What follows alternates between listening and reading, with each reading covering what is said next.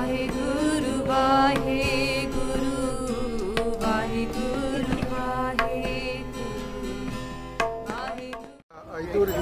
do respect the Sikh people. They are respectful. We respect Muslims as well, brother. Disciplined and honest people. Yeah, we try to be honest and sharing, But my interpretation of your religion is Okay. that you are a reaction to what the Muslim rulers have done to the non-Muslim people of India. Okay. That you are a reaction Okay. to what the Muslims. Okay, I heard you the first time. Yeah, I heard you the first time. Okay, here's my. Do you want my response to that? Do you want my response to your theory? I'll give you an idea. If I came to you, Prophet Muhammad said he got revelation, right? Okay, he said that, right? Now, if I say to him he didn't get a revelation, that's me calling him a liar, right? Listen. No, but just listen to me for a second. If I said that Prophet Muhammad never got a revelation, that means I'm calling him a liar. You agree with me? I will believe you. Yeah, but if I said that, you was no. It's not about me believing. I'm just saying, if I said to your face that Prophet Muhammad is a liar because he never got God's word, that's me calling him a liar. You agree? In the same way, the Guru is saying himself. You might believe that, but the Guru is saying himself, I'm getting these words from God. He's not saying that I'm reacting to Islam and creating something new. He's saying words like Islam to the Muslims. Okay, the Mughals, yeah. But be that beside the point. When he is writing, I'm getting the words of God. By us saying, he's just lying. He's not really. We're calling him a liar. Do you understand that? No, my point is that Is it in it? You understand what I'm saying, right? That if he's saying, yes, I'm getting the word of God, and we say no. I say the Muslims misrule India. That it's irrelevant. It's irrelevant. It's whether they did or not. Listen, I agree with you that they did misrule India. But it's not. That doesn't mean that we then say that the Gurus just made it up. You know what a lot of people say nowadays? They say the Guru sat there with a white piece of paper here. They had a Quran over here and the Hadith, and they had the Bible, the Gita, and the Indian holy text, the Vedas, and they just sort of made up their own religion. They just say, I like this, I like that. That's what people think, that they just join. But that's a very disrespectful view of the Gurus.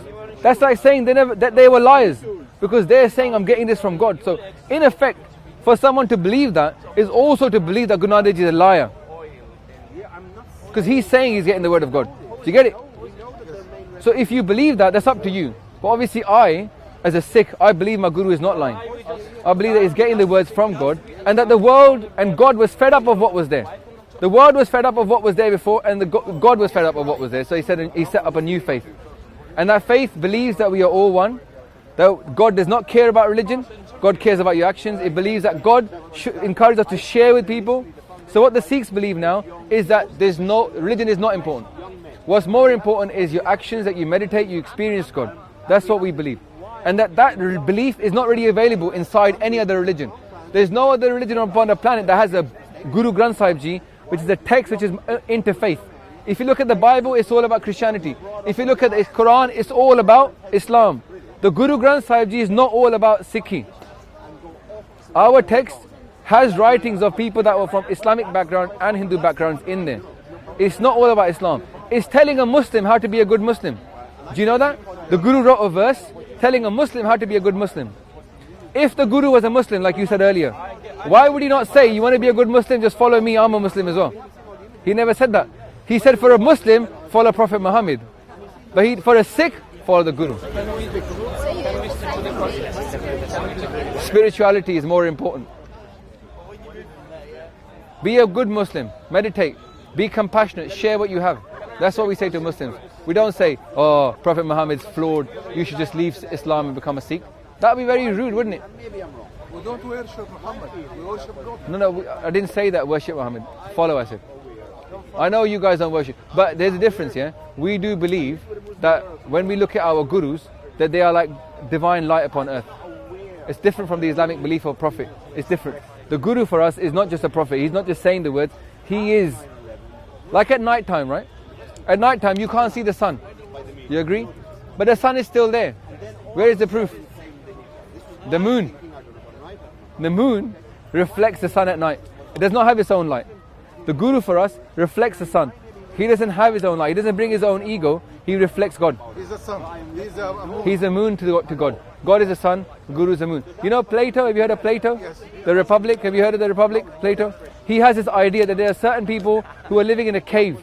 The analogy of the cave. He says that people are living far away from the truth, like somebody living in a cave. Anybody else heard of the analogy of the cave? Plato's belief?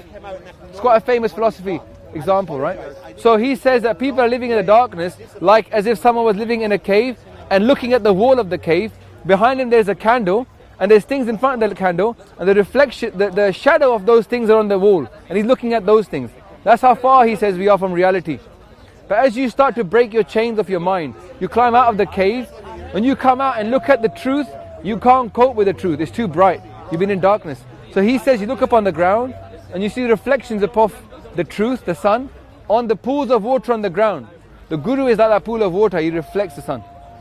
Do you believe in heaven or heaven and hell? Yeah, we do, yeah. So when you die, where are you going to go? Do you know? Well, me personally? No, I mean Sikhs. You're a Sikh, right? Yeah.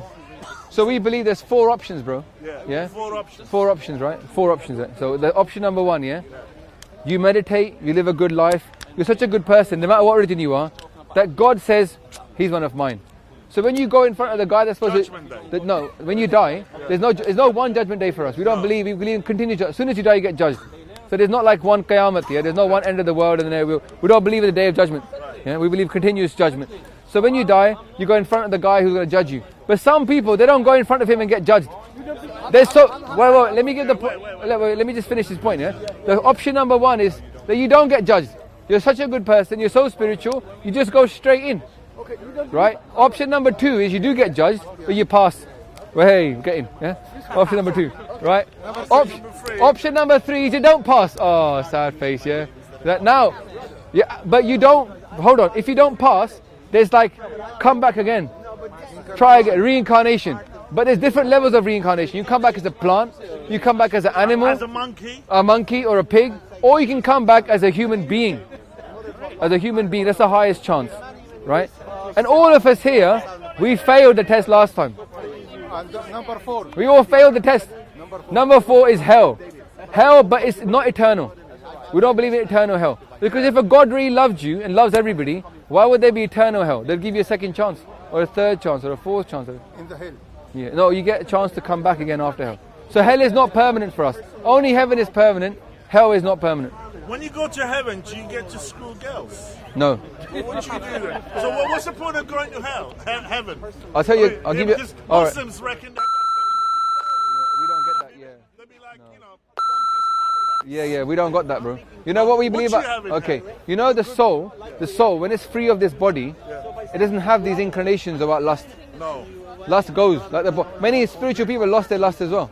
We believe lust to be one of the 5 things we should lose. So sorry, I'll speak a bit louder because no one can hear. So lust is not something that is inconquerable. It is conquerable. Yeah. Many people in this world have conquered their lust just through meditation. They found something better. Now, when somebody goes to heaven, they've obviously they'll be in the presence of God. Now, God's praise is infinite. There's no limit to God's praise, yeah? There's no limit to God's praise. Therefore, when we go in front of God, we spend our whole time just praising God. It's so amazing. We don't sit there looking for having women and looking for rivers of wine and milk and honey. That's like a low-level thing. The real thing we're looking for is... Well, no, that's fine. The reason that this brother here doesn't really experience the joy of prayer, he hasn't really experienced it. It was like, when I first found chocolate, it was like milk chocolate. And I was like, oh, Cadbury's, Kit Kat, and all these are the best chocolates. When I went to Europe and I had Belgian chocolate, I was like, what is this? This is, you're German, right, or something, right? So, when you have real chocolate after milk chocolate, you're like, I was eating cardboard for so many years. Yeah? When you go to Europe and you come back to this country, English chocolate tastes like cardboard. Yeah? So, no man, you go and have some proper high quality. Ask them, they're from Germany, they tell you, when you have real chocolate, British chocolate becomes, so you're like somebody who likes milk chocolate. Yeah. But when you have the real chocolate, you never look back. I want to keep mine simple. Yeah, but the thing is we're not here. We're giving you high quality stuff, so I know it's not for everybody, and that's fine. But high quality. Well, you know what, man? Just walk over there, the brother. Muslims. Help yourself, you know.